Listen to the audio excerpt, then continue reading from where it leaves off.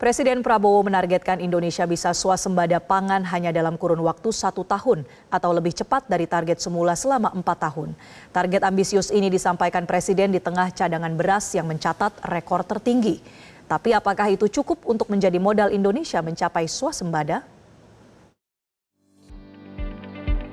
I've given the target 4 years self-sufficient in food, and we are experiencing that we can be self-sufficient in food within this 1 year.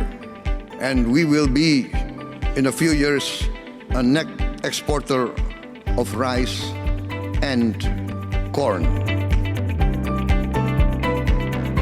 Di tengah ketidakpastian rantai pasok global dan ancaman krisis pangan dunia, Presiden Prabowo Subianto menjuarakan ambisi besar dari panggung internasional. Berbicara di Forum Ekonomi Internasional Saint Petersburg, Rusia, Prabowo menyampaikan komitmennya untuk menjadikan Indonesia mandiri dalam urusan pangan dalam kurun waktu 1 tahun saja. We have achieved an increase in rice and corn production of around 50%. And this is the greatest increase production in the aggregate in the history of the Republic of Indonesia.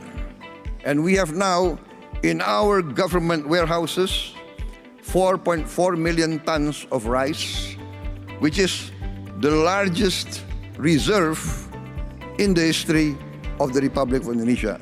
I'm very convinced that we will achieve our goals within a few years. I've given the target 4 years self-sufficient in food, and we are experiencing that we can be self-sufficient in food within this 1 year. And we will be, in a few years, a net exporter of rice and corn. Pernyataan ini muncul di tengah kondisi ketahanan pangan yang menunjukkan tren positif.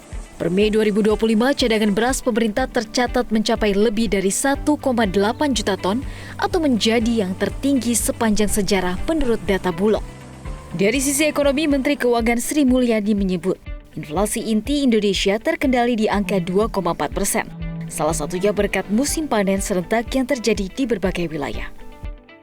Rendahnya inflasi kita adalah harga-harga yang biasanya bergejolak, yaitu makanan, itu mengalami negative growth, deflasi di harga pangan.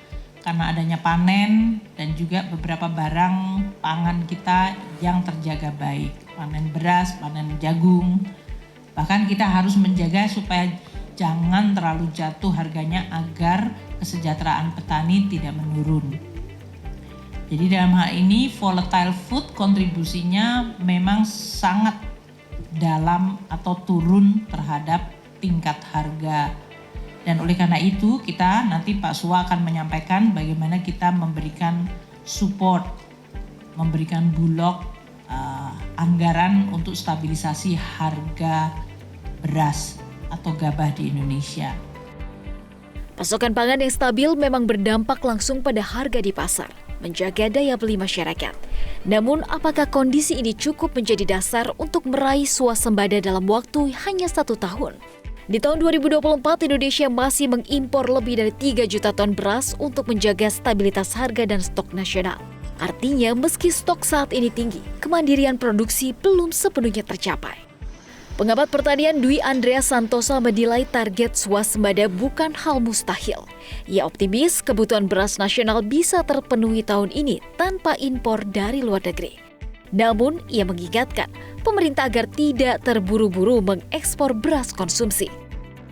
Karena produksi naik, sehingga produksi tahun ini plus sisa impor tahun lalu, kita masih ada sisa impor beras tahun lalu 1,7 juta ton. Itu sudah mencukupi, melebihi kebutuhan kita.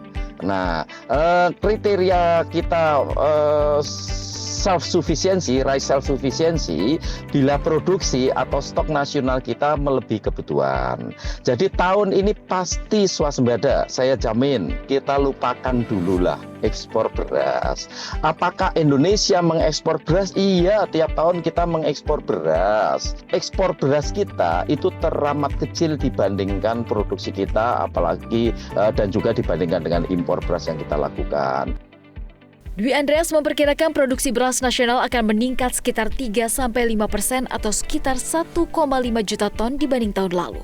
Namun ia menekankan perlu konsistensi dalam kebijakan distribusi dan dukungan untuk petani.